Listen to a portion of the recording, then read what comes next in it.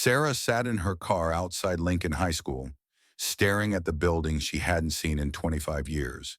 Her hands gripped the steering wheel, knuckles white. She didn't want to be here. The invitation had arrived 3 weeks ago. Class of 1999. Time capsule. Opening. Join us as we unearth our dreams. The exclamation point felt like mockery, but something had pulled her here. Maybe curiosity, maybe masochism. Sarah checked her reflection in the mirror. 38 years old, looking 45. Dark circles under her eyes, hair that needed cutting. The cheap blazer she'd bought at Target last month because her other one had holes. This wasn't how 18-year-old Sarah had imagined her life. The gymnasium was decorated with banners. Welcome back, class of 99. About 40 people milled around, half the graduating class. Sarah recognized some faces, now older, heavier, wearing the comfortable resignation of middle age. Sarah Mitchell. A woman approached, arms spread wide. It took Sarah a moment. Jennifer Wu, former cheerleader, now wearing expensive yoga pants and an Apple Watch. "Oh my God, how are you?" "Good," Sarah lied. "You?" "Amazing. I'm in Seattle. Tech industry. Married to the most wonderful man. You'd love him. 2 kids, just bought a house in Bellevue." Jennifer talked for 5 minutes straight without asking a single question back. Sarah smiled and nodded, the way she'd learned to do. Eventually, Jennifer spotted someone more interesting and floated away. Principal Rodriguez, now retired, white-haired, but still commanding, took the microphone. "Welcome, class of 1999. 25 years ago, you buried your hopes, dreams, and predictions for the future. Today, we dig them up." The crowd applauded. Sarah felt sick. They moved outside to the courtyard. The time capsule was exactly where they'd buried it, under the oak tree, now massive. 2 maintenance workers had already dug it up. The metal box sat on a table, dirty but intact. Rodriguez opened it slowly. Inside, weathered envelopes, CDs, a disposable camera, newspaper clippings, and letters. So many letters. "We'll read names alphabetically," Rodriguez announced. "Come up and receive your letter from your younger self." Sarah's stomach dropped. M for Mitchell. She'd be somewhere in the middle. Enough time to panic, not enough time to leave. The readings began. Some were funny, predictions about flying cars and robot servants. Some were sad, students who died in the years between. Most were uncomfortable, watching middle-aged people confront their younger selves' ambitions. Tom Bradley had predicted he'd be a famous athlete. He was an insurance agent now, 50 pounds heavier, laughing nervously. "Well, I coach Little League. That counts, right?" Jessica Park had sworn she'd never marry or have kids. She was fighting for her career. Now she had 4 children and hadn't worked in 12 years.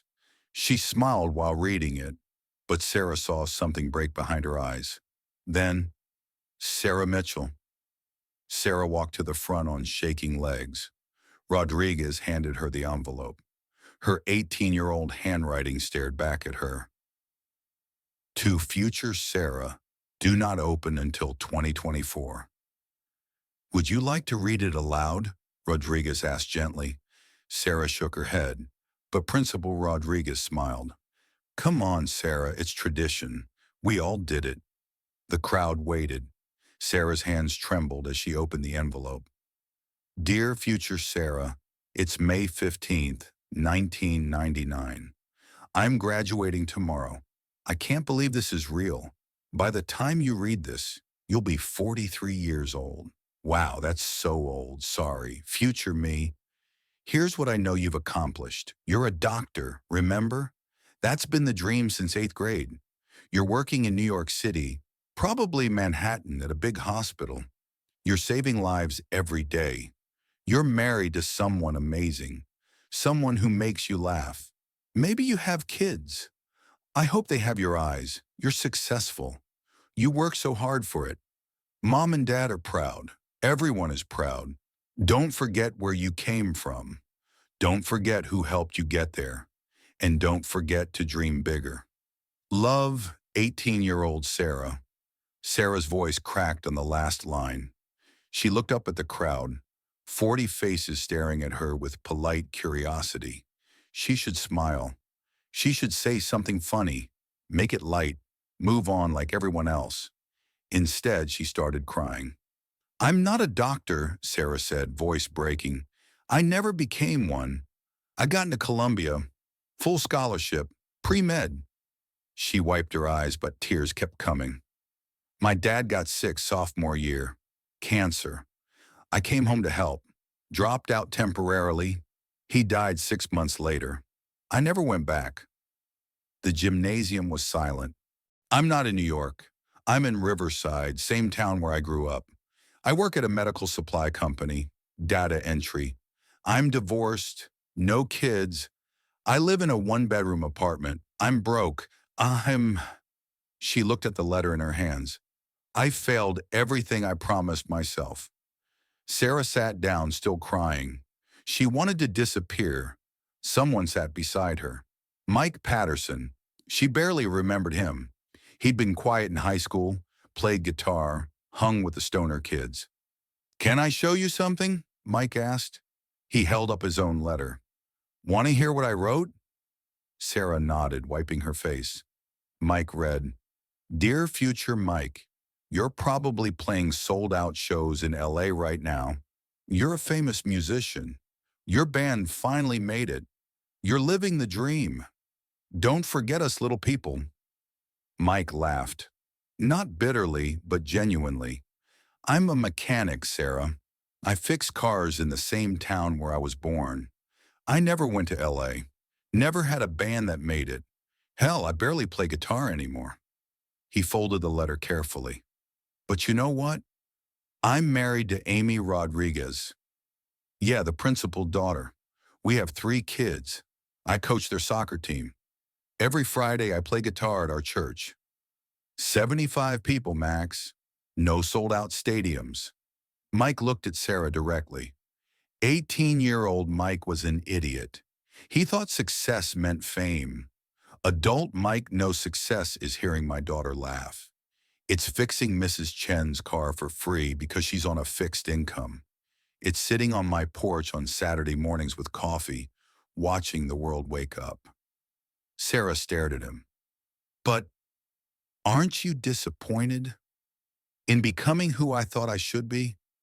Yeah, maybe. In becoming who I actually am? Not for a second. Others started gathering around.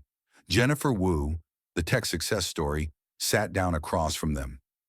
Can I be honest? Jennifer said quietly. My marriage is falling apart. My kids barely know me. I make $300,000 a year, and I'm on antidepressants. 18-year-old Jennifer would be so proud.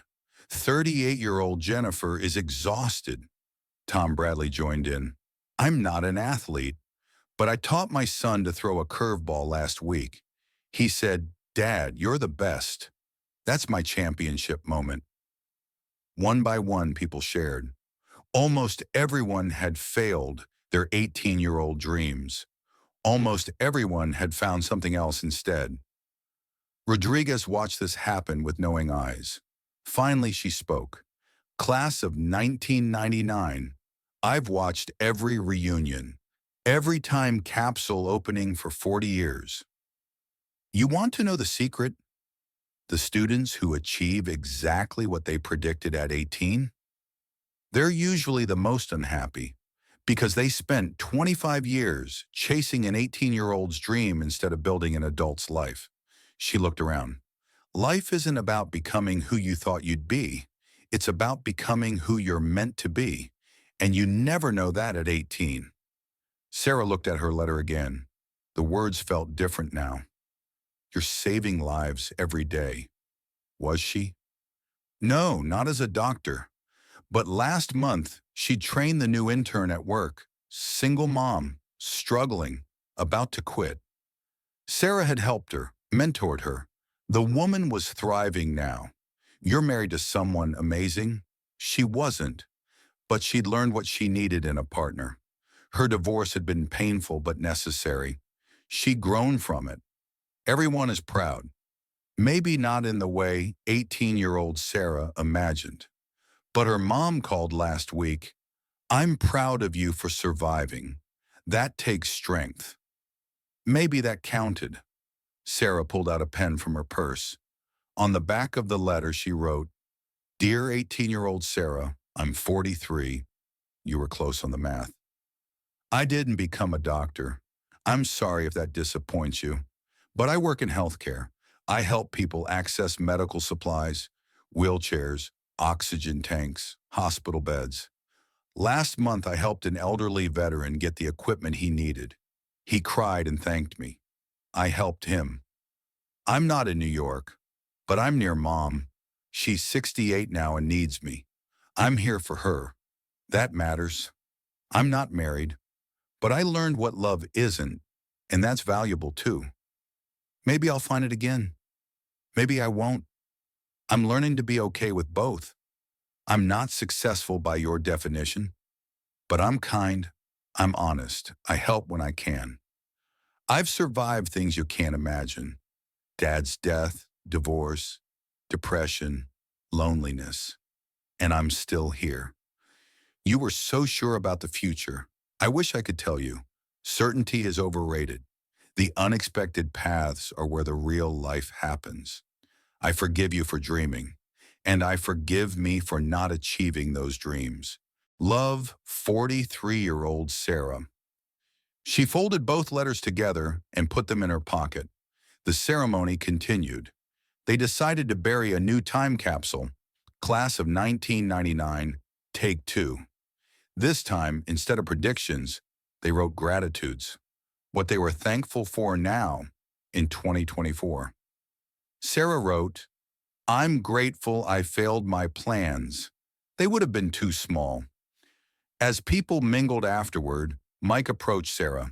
Hey, some of us are getting dinner. Want to come? Sarah hesitated, then smiled. Yeah, I'd like that. Walking to her car, Sarah looked at Lincoln High School one last time. She'd entered that building this morning feeling like a failure. She was leaving it feeling like herself. Her phone buzzed. A text from her mom. How did it go, honey? Sarah typed back. Better than expected. Coming home soon. Love you. She started the engine. The letter sat on the passenger seat, both versions, past and present, folded together. 18-year-old Sarah had written the future she wanted. 43-year-old Sarah was living the future she needed. And maybe, just maybe, that was better.